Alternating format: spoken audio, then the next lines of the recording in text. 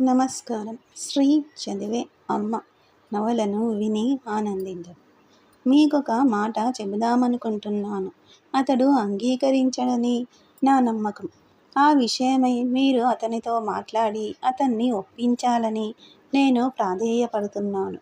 ఇక్కడ మనకతని అవసరం చాలా ఉంది. మన పని కోసమే అతడు ఇక్కడ అవసరమని నచ్చచెప్పాలి. అతని ఆరోగ్యాన్ని గురించి కూడా నాకు చాలా భయంగా ఉందని చెప్పండి. ఆ సంగతి మీరే చూస్తున్నారు కదా. ఇంతవరకు విచారణ తేదీ కూడా నిర్ధారణ కాలేదు. ఆ మాటలు చెప్పడానికి ఆమె ఎంతో శ్రమపడినట్లు స్పష్టమవుతూనే ఉంది. నిలోన్నాను ఈ ఉద్వేగం కలవరపరిచింది. ఆమె సాషాను అర్థం చేసుకుని ఆమెను కౌగిలించుకుంది. అయ్యో నా తల్లి, అతడు తనకు తోస్తే తప్ప ఎవరి మాట వినడు కదా, ఎవరి మాట వినడు అని విచారంగా చెప్పింది. మీరు చెప్పిన మాట నిజమేనమ్మా. ఇది తెలివి తక్కువ నరాల బడలిక అని కంపిస్తూ చెప్పింది. తర్వాత కుదుటపడి వ్యవహార సరళిలో సరే, మనం రోగికి ఏమైనా తిండి పెడదాం అంది. ఆమె ఇవాన్ పక్కన కూర్చుని తలనొప్పిగా ఉందా అని అడిగింది. అంత లేదు, కానీ ఇంకా అంతా ఏదో అస్పష్టంగా ఉంది, చాలా నీరసంగా ఉంది అని ఇవాన్ జవాబు చెప్పాడు. తత్తరపాటుతో దుప్పటి పైకి లాక్కున్నాడు. అతడి నీలికళ్ళు ఉల్లాసంగా ఉన్నాయి. చిన్న పళ్ళవరుస అందంగా ఉంది. కంఠస్వరం ఇంకా మార్పు చెందుతోంది. నీకెన్నేళ్ళు అని తల్లి అతన్ని అడిగింది. 17. తల్లిదండ్రులెక్కడున్నారు? గ్రామంలో. నాకు 10 ఏళ్ళొచ్చినప్పటి నుంచి నేనిక్కడే ఉంటున్నాను. స్కూలు వదిలిపెట్టడంతోనే ఇక్కడకొచ్చేశాను. మీ పేరేమిటి కామ్రేడ్? ఎవరైనా కామ్రేడ్ అని తన్ను పిలిస్తే తల్లికి సరదాగా ఉండేది. పట్టరాని సంతోషం కలిగేది. నా పేరు నీకెందుకు అని చిరునవ్వుతో అతడిని అడిగింది. అతడు కొంచెం ఇరుకునపడి తటపటాయిస్తూ ఇలా చెప్పాడు. చూశారా, మా అధ్యయన బృందంలోని విద్యార్థి ఒకడు, అంటే మాకు చదువు చెప్పే అతడు కార్మికుడైన పావెల్ వ్లాసవ్ తల్లిని గురించి చెప్పాడు. మే 1వ తేదీన జరిగిన ప్రదర్శన జ్ఞాపకముందా? తల్లి వెంటనే తలూపింది. మన జెండాను వీధుల్లో ఊరేగించినప్పుడు ముందు నిలబడినవాడతనే అని ఆ పిల్లవాడు సగర్వంగా ప్రకటించాడు. ఆ గర్వం తల్లి హృదయంలో ప్రతిధ్వనించింది. నేనప్పుడక్కడ లేను. మా ప్రదర్శనాన్ని మేము వేరుగా చెయ్యాలనుకున్నాం. కానీ అది సాగలేదు. మేము చాలా కొద్దిమందిమై పోయాం. మళ్ళీ సంవత్సరం మేం తప్పకుండా చేస్తాం. మీరు చూస్తారు కదా. ముందు సంగతి తలుచుకునేసరికి అతనికి సరిగా ఊపిరి ఆడలేదు. ఇదిగో ఆ వ్లాసవ్ తల్లిని గురించే నే చెప్తున్నది. దాని తర్వాత ఆమె పార్టీలో చేరింది కూడా. ఆమె చాలా అద్భుతమైన మనిషని అంటారు అని చెంచాను ఆడించుతూ ముగించాడు. తల్లి నోరారా చిరునవ్వు నవ్వింది. ఆ పిల్లవాడి పొగడ్త వినడానికి ఆనందంగానే ఉంది. కానీ కొంచెం బాధగా మాత్రం తోచింది. నేనే ఆ వ్లాసవ్ తల్లిని అని చెప్పాలనుకుంది. కానీ తటపటాయించి తనలో తానే కొంచెం వెటకారంగా, తెలివి తక్కువ ముసలమ్మవు అంతే అనుకుంది. ఇదిగో ఇంకా కొంచెం తిను. మన మంచి పని కోసం నువ్వు తొందరగా కోలుకోవాలి అని చటుక్కున ఆందోళనగా అతని శరీరం మీదకు వంగి చెప్పింది. ఇంతలో వీధి తలుపు తెరుచుకుంది. తేమగా చల్లని శరత్కాలపు నిశ్వాస లోపలికి చొరబడింది. సోఫియా చిరునవ్వుతో గులాబీ పువ్వులా నిలబడి ఉండడం తల్లి చూసింది. అబ్బా, ఏమి చెప్పమంటారు? గూఢచారులు నా వెంట పడుతున్న పద్ధతి చూస్తే నేనొక ధనికురాలైన పెళ్ళికూతురు కాబోలనుకుంటారు మీరు. నేనింక వెళ్ళిపోవాలి.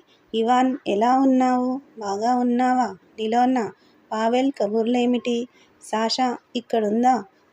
తన బూడిద రంగు కళ్ళతో ఆమె తల్లికేసి పిల్లవానికేసి చాలా ఆప్యాయంగా చూసింది. ఒక సిగరెట్టు ముట్టించి జవాబులొస్తాయని ఆశించకుండానే ప్రశ్నలడిగింది. తల్లి ఆమెకు గమనిస్తూ చిరునవ్వు నవ్వింది. నన్ను కూడా ఈ మంచివాళ్ళందరిలోనూ ఒకదాన్నిగా లెక్క వేసుకుంటున్నారు అని అనుకుంది. తర్వాత ఆమె భోజనాల గదిలోకెళ్ళింది. అక్కడ సోఫియా సాషాతో మాట్లాడడం చూసింది. ఆమె అప్పుడే 300 కాపీలు తయారు చేసింది. ఆమె పని చేస్తే ఆత్మహత్య చేసుకున్నట్లే అవుతుంది. చాలా గొప్పగా చేస్తోందిలే సాషా. అలాంటి మనుషులతో తిరుగుతూ వాళ్ళతో కలిసి పని చేయడం చాలా గొప్ప అదృష్టం సుమండి. నిస్సందేహంగా సాషా మెల్లగా జవాబు చెప్పింది. ఆ రోజు సాయంకాలం టీ తాగేటప్పుడు సోఫియా తల్లికేసి తిరిగి, నిలోన్నా, మీరు మరొకసారి పల్లెటూళ్ళు తిరిగి రావాల్సుంటుంది అని చెప్పింది. ఈసారి మీరు తపాలా గుర్రపు బండిలో ప్రయాణం చెయ్యాలి. మరొక దారిని వెళ్ళాలి. నికోల్స్కోయే ప్రాంతం మీదుగా వెళ్ళాలి అన్నాడు నికోలాయ్. అతడు రుసరుసలాడుతున్నాడు. సాధారణంగా అతడలాంటి స్వభావం కలవాడు కాదు. నికోలాయ్స్కోయే ద్వారా వెళ్ళడం దూరమే. పైగా గుర్రాలను అద్దెకు తీసుకోవడం ఖర్చు ఎక్కువ అంది తల్లి. నిజం చెప్పాలంటే నేనీ ప్రయాణానికి వ్యతిరేకిని. అక్కడ వ్యవహారాలేమీ సాఫీగా లేవు. కొన్ని అరెస్టులు జరిగాయి. ఎవరో ఒక ఉపాధ్యాయుణ్ణి పట్టుకున్నారట. మనం ఇంకా కొంచెం జాగ్రత్తగా ఉండాలి. మనం కొంత ఆగితే బాగుంటుందేమో. వాళ్లకు మనం నిరంతరం సాహిత్యాన్ని అందిస్తూనే ఉండాలి అంది సోఫియా బల్లమీద వేళ్లతో చప్పుడు చేస్తూ. మీకేమైనా వెళ్ళడానికి భయమేస్తోందా నిలోన్నా అని గబాలున తల్లినడిగింది. తల్లి నొచ్చుకుంది. నేనెప్పుడైనా భయపడ్డానా?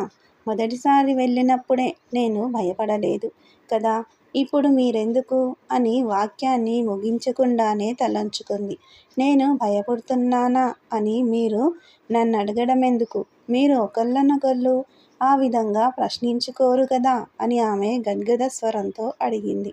నికోలాయ్ తన సోదరిని తదేక దీక్షతో చూస్తూ సులోచనను తీసి మరలా ధరించాడు. ఎబ్బెట్టుగా ఉన్న వాళ్ళ మౌనాన్ని భరించలేక తల్లి ఏదో తప్పు చేసినట్లుగా లేచి నిలబడి ఏవో కొన్ని మాటలు చెప్పబోయింది. సోఫియా ఆమె చేతిని పట్టుకుని ఆపుచేసింది. క్షమించండి. ఇక ముందెప్పుడూ ఇలాంటి పొరపాటు చెయ్యను అని మెల్లగా చెప్పింది. తల్లి ముఖం మీద చిరునవ్వు తొణికిసలాడింది. కొద్ది నిమిషాల్లో వాళ్ళు ముగ్గురూ హడావిడిగా జరగాల్సిన ప్రయాణం సంగతి చర్చించుకుంటున్నారు.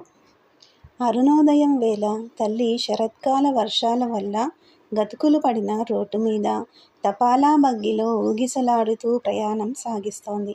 ఈదురుగాలి విసురుగా వీస్తోంది. అందరి చేతుల మీద బురద చిందుతోంది. బండివాడు తన స్థానంలోంచి వెనక్కి తిరిగి ముక్కు మాటతో ఆమెతో ఫిర్యాదు చేశాడు. మా అన్నయ్యతో చెప్పాను. ఏమనంటే మనం పంచుకుందామని. కనుక పంచుకోవడం మొదలెట్టాం. గబాలున కొరడాతో దావటి గుర్రానికొక చురుకేశాడు. కోపంతో అరుస్తూ ఏయ్ మాయదానా నడు అని అదిలించాడు. ఆకురాలు కాలపు బలిసిన కాకులు ఖాళీగా ఉన్న నాగటి చాళ్ల మీద గంతులేస్తున్నాయి. శీతగాలి రయ్యిమని వీస్తోంది. గాలి దెబ్బల నెదుర్కోవడానికి కాకులు దృఢంగా నిలబడ్డాయి. గాలి వాటి రెక్కల నిగరగొట్టి పైకి లేవనెత్తుతుంటే బలవంతంగా రెక్కలను తపతపా కొట్టుకుంటూ బద్ధకంగా మరొక చోటికి చేరుకుంటున్నాయి. బండివాడు తన సొద మళ్ళీ మొదలెట్టాడు. ఆ మీద మా అన్నయ్య నా వాటాను కాజేశాడు. కనుక ఇక నాదన్నదేమీ లేదు. తల్లి అతడి సొదనంతటినీ కలలోలాగున వింది. గడిచిన కొద్ది సంవత్సరాల సంఘటనలు ఆమె స్మృతిపథానికొచ్చాయి. వాటన్నిటిలోనూ తాను జోరుగా పనిచేస్తున్నట్లామె కగుపడింది. స్టేషను చేరగానే బండివాడు గుర్రాలను విప్పేశాడు. తాగడానికొక 5 కోపెక్కులియ్యండి అని తల్లిని బతిమాలుకున్నాడు. ఆమె ఇచ్చిన నాణేన్ని అతడు అరచేతితో ఎగరేసి ఆడించాడు. 3 సారాకి పోతాయి, 2 రొట్టెకి అన్నాడు. మధ్యాహ్నం తల్లి చాలా అలసిపోయి చలితో వణుకుతూ పెద్ద గ్రామమైన నికోల్స్కోయే చేరుకుంది. ఒక గ్లాస్ టీ తాగాలని స్టేషన్లోకెళ్ళి కిటికీ పక్కనే కూర్చుంది. బరువుగా ఉన్న పెట్టెను బల్ల కింద పెట్టుకుంది. కిటికీలోంచి చూస్తుంటే ఎదుట చిన్న మైదానం కనబడింది. గబాలున ఒక పోలీస్ సార్జెంటు గుర్రం మీద దౌడు తీస్తూ మైదానం మీదకొచ్చి ప్రభుత్వ కార్యాలయం దగ్గర ఆగాడు. కొరడాను గాలిలో జిలిపించి రైతు మీద కేకలేశాడు. మళ్ళీ అంతా నిశ్శబ్దమైపోయింది. 2 సార్లు గుర్రం గిట్టెలతో మెత్తటి నేలను తవ్వింది. పసుపుపచ్చని జుట్టుని పొట్టి జడగా ధరించి గుండ్రని ముఖం, ఆర్ద్రమైన కళ్ళు గల 13, 14 యువతి తల్లి కూచున్న గదిలోకొచ్చింది. సొట్టలు పడిన పళ్ళెం నిండా తినబండారాల ప్లేటును పేర్చుకుని, పెదవులు కరుచుకుని తలూపుతూ ప్రవేశించింది. అమ్మాయి, నీకు మేలగుగాక అని తల్లి ఆమెను పలకరించింది. నమస్కారం. ఆమె టీ, సరుకులన్నిటినీ బల్లమీద పెట్టి హఠాత్తుగా ఆవేశంతో వాళ్ళొక దొంగను పట్టుకున్నారు. ఇప్పుడే ఇక్కడికే తీసుకొస్తున్నారు అని చెప్పింది. ఎవరతను? అతడు ఎవరి సొత్తును దొంగిలించాడు? అది నాకు తెలియదు. వాళ్ళు అతన్ని పట్టుకున్నారని మాత్రమే నాకు తెలుసు. పోలీసు అధికారిని తీసుకురావడానికి కాపలా మనిషి వెళ్ళాడు. తల్లి కిటికీలోంచి తదేక ధ్యాసతో చూసింది. మైదానం మీద రైతులు చేరుతుండడం గమనించింది. కొందరు నిదానంగా మందకోడిగా చేరుకుంటున్నారు. ఆమె వసారాలోకెళ్ళేసరికి శీతగాలి విసురుగా వచ్చి కళ్ళమీద, గుండెల మీద కొట్టినట్లయింది. ఊపిరి తీసుకోలేక ఉక్కిరిబిక్కిరైంది. కాళ్ళు తడబడ్డాయి. మైదానానికి అడ్డం పడి రీబిన్ వచ్చాడు. అతని చేతులు వెనక్కు విరగదీసి కట్టబడున్నాయి. ఇరుపక్కలా పోలీసులు నేలమీద కర్రలను తాటిస్తూ నడుస్తున్నారు. గుంపులుగా జనం వసారాకెదురుగా నిశ్శబ్దంగా కాచుకు నిలబడ్డారు. తల్లి నిశ్చేష్టురాలై తన చూపును అటువైపు నుంచి మరల్చడానికి శక్తిలేక అలా చూస్తూ నిలబడిపోయింది. రీబిన్ ఏదో మాట్లాడుతున్నాడు. అతని కంఠస్వరమైతే ఆమెకు వినబడుతోంది. కానీ అంధకార బంధురమైన ఆమె శూన్య హృదయానికి మాటలందడం లేదు. ఆమె దీర్ఘంగా నిట్టూర్చి మనసును కుదుటపరుచుకుంది. వసారా దగ్గర విశాలమైన నీలినేత్రాలు గల రైతు నిలబడున్నాడు. ఏం జరిగింది అని కష్టం మీద అతడినడిగింది. మీరే చూడండి అని జవాబు చెప్పి అతడు వెళ్ళిపోయాడు. మరొక రైతొచ్చి ఆమె పక్కన నిలబడ్డాడు. రీబిన్ను తీసుకొచ్చిన పోలీసులు గుంపుకెదురుగా ఆగిపోయారు. గుంపు క్రమక్రమంగా పెరుగుతోంది. కానీ ప్రజలు మాత్రం నిశ్శబ్దంగా ఉన్నారు. హఠాత్తుగా రీబిన్ కంఠం పైకి లేచింది. సోదరులారా, మన రైతుల జీవితం యొక్క వాస్తవికతను విశదపరిచే కరపత్రాలను గురించి మీరు విన్నారా? సరే, కానివ్వండి. ఆ కరపత్రాల కారణం చేతనే నేనీ శిక్షను అనుభవిస్తున్నాను. నేనే వాటిని ప్రజల్లో వ్యక్తం చేశాను. జనం రీబిన్కు దగ్గరగా చేరారు. అతని కంఠధ్వని ప్రశాంతంగా తొణుకు బెణుకు లేకుండా ఉంది. దానితో తల్లికి బాగా స్పృహ వచ్చింది. విన్నావా ఆ సంగతి అని రెండవ రైతు, నీలినేత్రాల రైతునొక పోటు పొడిచి మెల్లగా అడిగాడు. అతడు తల పైకెత్తి జవాబు చెప్పకుండానే తల్లికేసి తెరిపారా చూశాడు. సత్పురుషులారా, చూడండి. నోర్ముయ్ అంటూ సార్జెంట్ అతని గూబ మీద ఒక్క దెబ్బ కొట్టాడు. రీబిన్ అదిరిపోయాడు. భుజాలను కొంచించుకున్నాడు. వాళ్ళు మనిషిని చేతులు వెనక్కి కట్టి ఏ పనైనా చేస్తారు. ఏయ్ పోలీసులు, వీణ్ణి తీసుకురండి. ఎవర్రోయ్ జనం, ఇళ్ళకు పోండి. ఎముకను కరుచుకున్న కుక్కలాగా సార్జెంట్ రీబిన్ ఎదుట గంతులేస్తూ రీబిన్ని ముఖం మీద, గుండెల మీద, పొట్ట మీద పిడికిలితో పొడిచాడు. ఎవరో గుంపులోంచి అతడిని కొట్టడం మానెయ్యి అని కేకేశాడు. అతన్నెందుకలా కొట్టడం అని ఇంకొకరు వత్తాసు పలికారు. మనం పోదాం పద అంటూ నీలినేత్రాల రైతు తన స్నేహితుడిని సంజ్ఞ చేశాడు. వాళ్ళిద్దరూ నెమ్మదిగా జారిపోయారు. తల్లి వాళ్లను దయాదృష్టులతో అనుసరించింది. పోలీసు సార్జెంటు మోటుగా వసారా మెట్లెక్కడంతోనే ఆమె హమ్మయ్య అనుకుని నిట్టూర్పు విడిచింది. వాడినిక్కడికి తీసుకురా, నా తడాఖా చూపిస్తాను అని అరుస్తూ సార్జెంట్ పిడికిలి ఝాడించాడు జనంలోంచి బిగ్గరగా. ఆ పని చెయ్యకు అనే దృఢస్వరం వినవచ్చింది. నీలినేత్రాల రైతే ఆ మాటనడం తల్లి చూచింది. సోదరులారా, అతడిని తీసుకుపోనివ్వకండి. తీసుకెళ్ళనిస్తే వాళ్ళు అతన్ని చచ్చేదాకా కొడతారు. అప్పుడా పని మనమే చేశామంటారు. తీసుకెళ్ళనివ్వకండి రైతులారా అంటూ రీబిన్ బిగ్గరగా గొంతెత్తాడు. మీ జీవితాలెలా ఉన్నాయో మీరు చూడలేకపోతున్నారా? వాళ్ళు మీ సొత్తునెలా దొంగిలించి, దగా చేసి మీ రక్తాన్నెలా పీలుస్తున్నారో మీకు కనబడ్డం లేదా? స్వరము మీ దగ్గర్నుంచే వస్తోంది. ప్రపంచంలో మీ శక్తి అన్నిటికన్నా గొప్పది. కానీ మీకున్న హక్కులేమిటి? ఆకలి బాధతో చావటమే నీకున్న హక్కు. హఠాత్తుగా రైతులు ఒకరి మాటకొకరు అడ్డొస్తూ కేకలెయ్యడం ప్రారంభించారు. అతను నిజం చెబుతున్నాడు. ఈ కంఠధ్వనులన్నిటినీ ముంచేసేటంత బిగ్గరగా కంగుమనే గొంతుకతో రీబిన్ ఇలా అన్నాడు. ఈ తాళ్ళు నా చేతులకు బాధని కలిగిస్తున్నాయి. రైతుమిత్రులారా, నేను పారిపోను. నేను సత్యాన్ని తప్పించుకుని దాక్కోలేను. సత్యం నాలోనే నివసిస్తోంది. కొంతమంది మనుషులు గుంపులోంచి తప్పుకుని పక్కగా నిలబడి తలలూపుతూ ఏవో మాటలంటున్నారు. కానీ చాలామంది చినిగిన గుడ్డలు ధరించినవారు ఆవేశంతో పరుగులెత్తుకుంటూ వచ్చి గుంపులో చేరారు. వాళ్ళంతా రీబిన్ చుట్టూ హడావిడి పడుతూ చేరారు.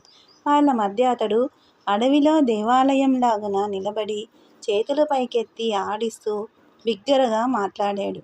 ధన్యవాదాలు సత్పురుషుల్లారా, మీకు ధన్యవాదాలు. మనం ఒకళ్ళ చేతులకున్న బంధనాలను ఇంకొకరు ఛేదించుకోకపోతే మనకా పని ఇంకెవరు చేస్తారు? అతడు తన గెడ్డాన్ని తుడుచుకుని రక్తసిక్తమైన చేతిని పైకెత్తాడు. ఇదిగో నా రక్తం. సత్యం కోసం నేను దీన్ని నోడ్చాను. తల్లి వసారా మెట్లు దిగింది. గుంపులో ఉన్న రీబిన్ని ఆమె చూడలేకపోవడం చేత మళ్ళీ వసారా పైకెక్కింది. ఆమె హృదయంలో ఏదో అనిర్వచనమైన సంతోషం రెపరెప కొట్టుకుంది. రైతు సోదరులారా, ఆ కరపత్రాల కోసం ఎదురు చూడండి. వాటిని చదవండి. ఆ కరపత్రాల్లోని ప్రచారం చేసేవారంతా దేవుని యందు నమ్మకం లేనివారని, తిరుగుబాటుదారులని చెప్పే మతగురువుల, అధికారుల మాటల్ని నమ్మకండి. సత్యం భూమి మీద రహస్యంగా సంచారం చేస్తోంది. ప్రజల్లో గూడు కట్టుకుని నివసించాలని కాంక్షిస్తోంది. అధికారులకు మాత్రం అది నిప్పులాంటిది, ఖడ్గం లాంటిది. వాళ్ళు సత్యాన్ని ఒప్పుకోలేరు. సత్యం వాళ్ళని ఖండించేస్తుంది, దయించేస్తుంది. మీకు మాత్రం సత్యం చాలా గొప్ప మిత్రుడు లాంటిది. వాళ్ళ పాలిట ప్రబలమైన శత్రువు. అంచేతనే అది భూమి మీద రహస్యంగా సంచారం చేస్తోంది. మరొకసారి ప్రజల్లోంచి రకరకాల హాహాకారాలు రేగాయి. సోదరులారా, వినండి. సోదరా, నీవు చాలా అధమస్థితిలో పడిపోతావు కదా. నన్ను పోలీసులకు అప్పజెప్పిందెవరు? మతగురువు అని ఒక పోలీసు జవాబు చెప్పాడు. ఇద్దరు రైతులు కసితీరా గట్టిగా తిట్టారు. జాగ్రత్తగా చూసుకొండర్రా అని ఎవరో హెచ్చరించారు. పోలీసు ప్రధానాధికారి గుంపుకేసి వస్తున్నాడు. అతడు పొడుగ్గా లావుగా ఉన్నాడు. గుండ్రని ముఖం. అతడు తన టోపీని ఒక చెవి మీదకు ఒరుగేట్టు ధరించాడు. ఒకవైపు మీసం పైకి మెలేశాడు. అంచేత అతడి ముఖం మీదెప్పుడూ ఆనందరహితమైన చిరునవ్వు కనబడుతుంది. ఎడమ చేత్తో కత్తిని పట్టుకున్నాడు. కుడి చేత్తో జోరుగా సంజ్ఞలు చేస్తున్నాడు. వచ్చేటప్పుడు అతడు అడుగుల చప్పుడు ఖచ్చితంగా అందరూ విన్నారు. జనం పాయగా చీలి అతనికి దారి చేశారు. నీళ్లు భూమిలో ఇంకిపోయినట్లు జనం గోలంతా అణిగిపోయింది. అందరి కళ్ళల్లోనూ కోపం కనబడింది. తల్లికి కళ్ళు మండుతున్నట్లనిపించింది. నుదుటి కండరాలు అదిరినట్లనిపించింది. ఆమె మళ్ళీ గుంపులో చేరాలనుకుంది. ముందుకు వంగి నరాలు బిగపట్టుకుని కదలకుండా నిలబడింది. పోలీసు ప్రధానాధికారి రీబిన్ ముందర నిలబడి అతన్ని గర్వంగా చూశాడు. ఇదంతా ఏమిటి? అతని చేతులెందుకు కట్టెయ్యలేదు? ఏయ్, కట్టెయ్యండి అన్నాడు. అతను గట్టిగా కంగుమనేట్టు మాట్లాడాడు. కానీ అందులో ఏ భావమూ కనబడలేదు. కట్టెం, జనం విప్పేశారు అని ఒక పోలీసు జవాబు చెప్పాడు. ఏమిటి? జనమా? ఏ జనం? పోలీసు అధికారి తన ఎదుట అర్ధచంద్రాకారంగా నిలబడ్డ గుంపుకేసి తీక్ష్ణంగా చూశాడు. జనమా? ఎవరు వాళ్ళు? అని కంఠస్వరంలో ఏ ఒడుపు లేకుండా ప్రశ్నించాడు. అతను నీలినేత్రాల రైతును కత్తిపిడితో తాకాడు. చుమ్కో, జనమంటే నువ్వేననుకుంటావేం? ఇంకా ఎవరు? మీషిన్, నువ్వు కూడానా? కుడి చేత్తో ఒకరిని గడ్డం పట్టుకుని లాగి, మీరు వెంటనే వెళ్ళిపోవడం మంచిది. లేదంటారా? లంజకొడుకుల్లారా, మీకు గట్టిగా తగిలిస్తా, నా తడాఖా చూపిస్తా అన్నాడు. చటుక్కున అతడు రీబిన్ ముఖం మీదొక దెబ్బ కొట్టాడు. పిడికిలితో సత్యాన్ని హత్య చెయ్యలేవు అని రీబిన్ బిగ్గరగా అరిచాడు. ఓరి కుళ్ళు కుక్క, నన్ను కొట్టడానికి నీకు హక్కు లేదు సుమా అని అతడి మీదకెళ్ళి చెప్పాడు. నాకు హక్కు లేదు నాకు అంటూ పోలీసు అధికారి మొరిగాడు. రీబిన్ తల మీద కొట్టడానికి గురి చూసి పోలీసు తన పిడికిలిని విసురుగా ఎత్తాడు. రీబిన్ గబాలున తప్పుకునేసరికి దెబ్బ తప్పిపోయింది. పోలీసు అధికారి దాదాపుగా పల్టీ కొట్టినంత పనైంది. జనంలో నుంచి ఎవరో బుసకొట్టారు. మరల ఆగ్రహంతో కూడిన రీబిన్ కంఠధ్వని మోగింది. నా ఒంటి మీద చెయ్యేశావంటే జాగ్రత్త. ఏయ్ దెయ్యం! పోలీసు అధికారి ఒత్తుగా ఆగ్రహంతో మీదకు చుట్టుకొస్తున్న జనసమూహాన్ని పరిశీలనగా చూశాడు. నిఖిత, వాడి గూబ మీద ఒక దెబ్బ ఇచ్చుకో, గట్టిగా వెయ్యాలి సుమా అని నిదానంగా మీసాలు మెలేసుకుంటూ పోలీసాఫీసరు ఆజ్ఞాపించాడు. ఆ రైతు ముందుకొచ్చి రీబిన్ ముందర నిలబడి తల పైకెత్తాడు. రీబిన్ అతడి ముఖం మీదికి మాటలు సూటిగా విసిరాడు. సోదరులారా, చూడండి, ఈ పశువులు మన చేతుల్తో మన గొంతుగా నులిమేస్తున్నారు. బాగా చూడండి, జాగ్రత్తగా ఆలోచించుకోండి అన్నాడు. ఈ నవల మీకు నచ్చితే సబ్స్క్రైబ్ చేయండి, షేర్ చేయండి, లైక్ చేయండి, బెల్ ఐకాన్ను ప్రెస్ చేయండి. శ్రీ ఛానల్ ఆడియో నవలను వింటున్నందుకు ధన్యవాదములు.